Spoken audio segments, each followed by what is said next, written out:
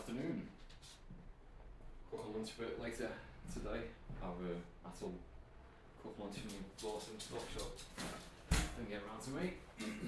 And it's raining and there's a storm, so maybe we'll have a power cut or something, we never know. Thanks to people for watching this before we start. Thanks to everyone who actually gets right to the end, and thanks to the likes and the subscriptions. So today, so now it's the end of the school year here in Spain.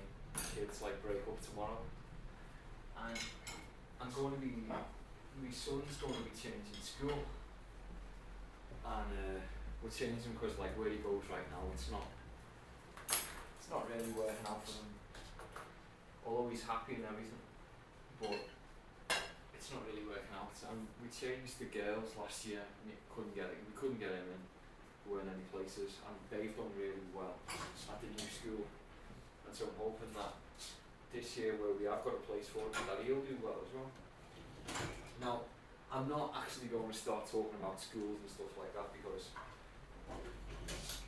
no one will be interested, and it's not really it's not the focus of this channel. But what I am going to talk about that's related to it is, so we're going to change school for my son, and he's not going to like it. I mean, not that he's not going to like the school, he's not going to like the fact that he's got to change school. It's raining a lot. So, because I'm a responsible parent and stuff, the whole reason that I'm changing school for him is because I want him to be at a better school. And although it's not that I don't care how he feels about it, I obviously do, but it's not hailstones. It's not like his immediate happiness to change the school isn't the whole point. You go to school for an education, and whether I agree with how school works, etc., because I live in Spain and I have to send him to school. I'm not even allowed to homeschool, so that's completely off the table. So he's got to go, and so he might as well go somewhere that works out. So what's this got to do with anything? So the thing is, when we have to make tough decisions for other people, it seems obvious, and of course we would, but when we have to make tough decisions for ourselves and show that kind of self-love, then people often don't want to do it. They're not prepared to treat themselves well. I've got this phrase that I like to knock about, which is you should treat yourself as you'd have others treat you. And so the thing with that is, it's kind of easy to, when you're looking after a child, or you're thinking about someone in your family, it's quite easy to make the tough decision, because apart from anything else, I'm going to change school, but I'm not the one who wants to leave all my friends and go and settle in. But I have done that when I was a kid. I changed schools when I was 9. And it was actually the best thing that could have happened to me, but I didn't know that at the time. But it's only with hindsight. And basically, I changed schools for a completely different reason. We just moved house. There was no big, I just got sent to the nameless Catholic school that was near the new house. But it just so happened that it was a tiny little school.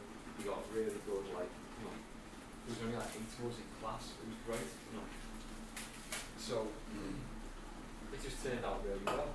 So what I'm getting at is, it's no big trauma to change the school when you're a little kid. But if it was up to me, I wouldn't have done it. I absolutely would have made me mum and dad commute me to the other school, even though it would have taken an hour each way and all stuff like that. That's just what I would have done. But the thing is, like I said, it's kind of easier to make the tough decisions for other people, and we just don't. It's just so hard to do it for yourself.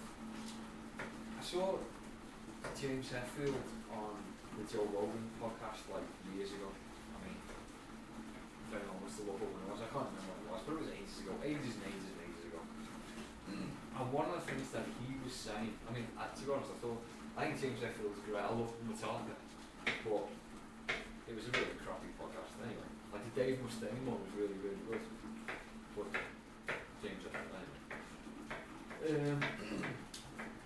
So one of the things that he was saying is when he was talking about his kids, and like he won't let his kids eat crappy food, and then he said to himself, hold on, if I don't let my kids eat crappy food, why do I let myself eat crappy food? And however many years ago this was, it really like impacted me saying that. I was like, wow, that's kind of, there's something to that. Why is it so much easier? Because I really, I do anything. Me and like any parent, you do anything for your kids. But like, why don't we have that same attitude towards ourselves?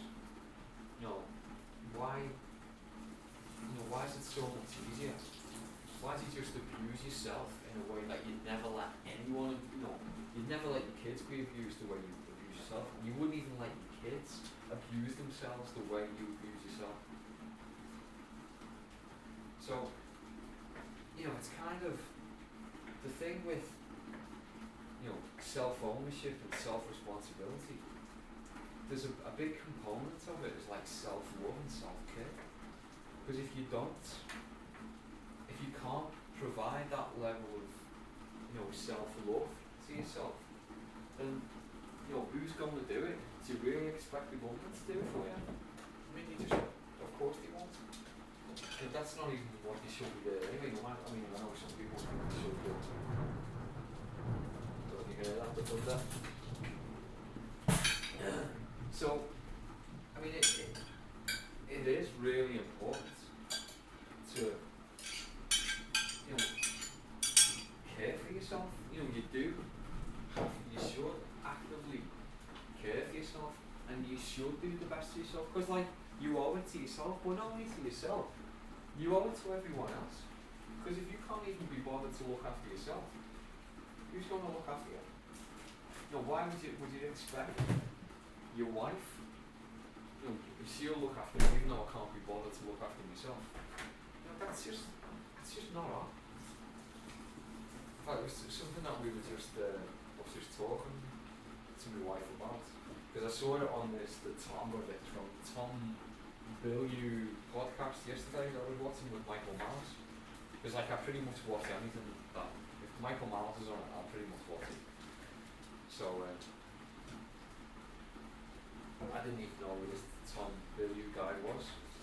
Although, to be fair, I did watch it the day before because there was Constantine and Sam Harris were on it, and so I was just watching them on it. And that's how I found out that Michael Malice was on a different one. Anyway, one of the things that came up when he was talking to Michael Malice was about divorce, and this Tom Bilyeu guy had spoken to his wife about it, like for like the last 10 years, about the fact that when the most common time for like divorces to occur just like after the female menopause, and especially like if your kids have left home, then that's just, she's like, well, I don't have to look after my kids anymore. I'm certainly not looking after this idiot. And so, that kind of, so we were laughing about it. Well, I was laughing about it.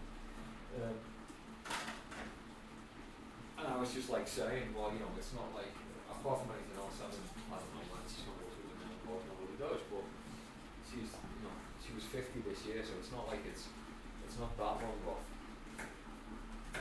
And we were just talking about the fact that actually she doesn't have to do that much for me anyway. I mean, as you can see, I pretty much cook for myself anyway. And we started that years ago, just because it was actually, she was like on diets and stuff like that, and so that she didn't have to go through the torture of like cooking stuff that she wasn't going to be able to eat. I just said, look, I'll just cook for myself, and that's just it. We just kind of, started cooking for ourselves. Although I do, I actually cook for her more than she cooks for me. I don't mind. And it's like the thing that I was kind of getting at was, like, the reason that I cook for myself is because I don't want to place the burden of, me in a special, finicky, funny way, and having someone else do that. Because over the last 10 years or whatever it's been, I've like been through a lot of diets, like as I've mentioned. So I've done the whole paleo and the bulletproof, and I even went through like an ultra low carb diet phase for a bit, just to like see how that worked out.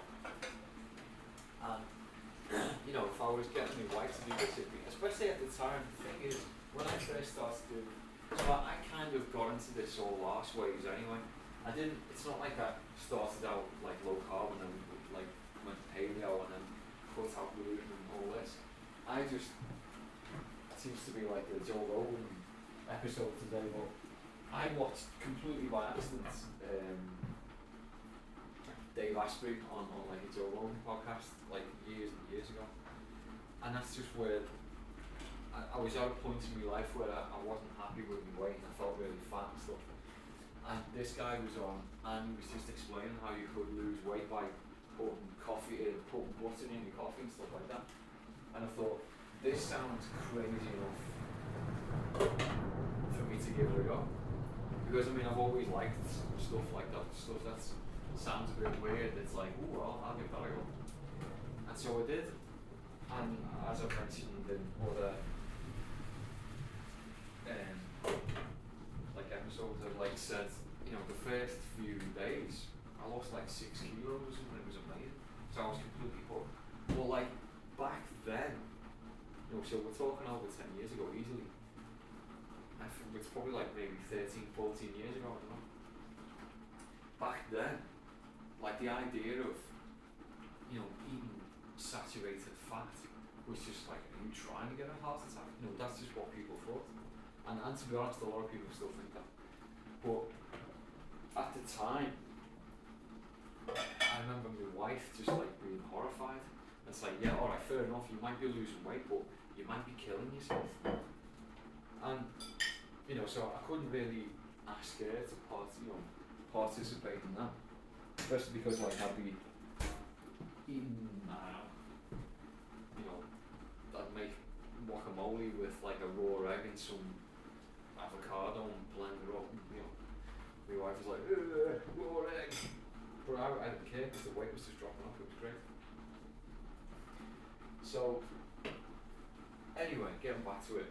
The point is, it's like, if you're not prepared, there's nothing, although it might be inconvenient cooking for yourself, but if you don't actually, take it into your own hands, what you eat, and I mean literally take it into your own hands, you're not going to, or, losing weight's going to be really difficult.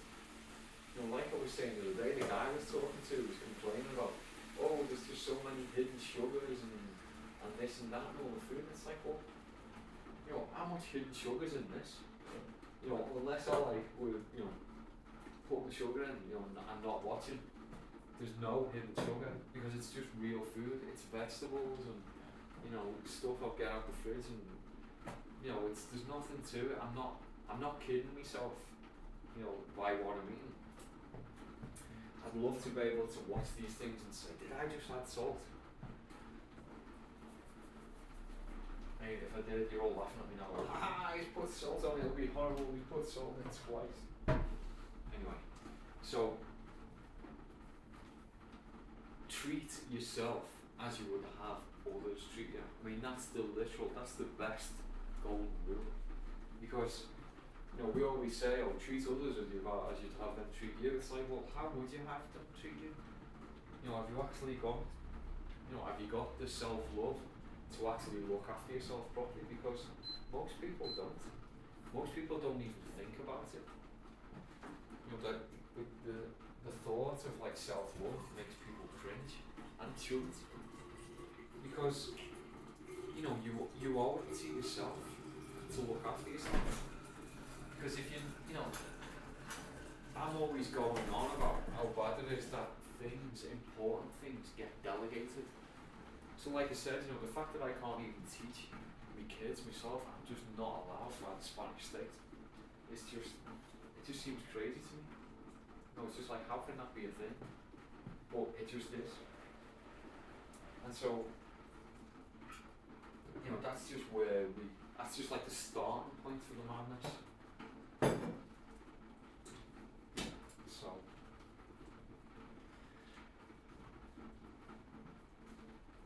like I was saying, it's much easier to make difficult decisions for other people. So like, I'll be honest, I do feel, at some level bad for taking my son away from all his friends. But it's not like you can't meet up with them. It's not like we're moving to another country. And to be honest, if we were going to move to another country, I'd move to another country. It's not like I'm going to be thinking I can't do something that'll be better for the whole family just because one of my children will have to make new friends. Let's not kid ourselves. The friends that you have at 11 years old aren't probably going to be the friends that you have for the rest of your life anyway. Some of them will be. My best friend I met when I was 9. So it's not like, it's not like you can't make good friends when you're little, but it's not normal. It's not like habitual, is it? So anyway, that's about all I have to say on this subject. I don't really know how many more videos I'm going to make over the summer because as of tomorrow, my kids are going to be here pretty much all the time, and so I won't be able to. I'll be cooking lunch for everyone. Well, I'll be cooking lunch for them and I'm cooking lunch for me, but I don't want kids hanging around going, "What are you talking to?" So, and are you a YouTuber? Because that's another thing. My kids don't actually know that I make YouTube videos. Not that I've hidden it or anything, but it's just not something that I encourage them to do. So, anyway, I think this is pretty much done. So, that's that for today. I'll wrap this up. Even though it's pouring down in rain in June in Spain, and it's meant to be roasting hot, and it's not. It's 13 degrees. So hopefully this isn't the beginning of an ice age or something like that, because that'll be really rubbish. So anyway, look after yourselves. Thanks for watching, and I'll see you around.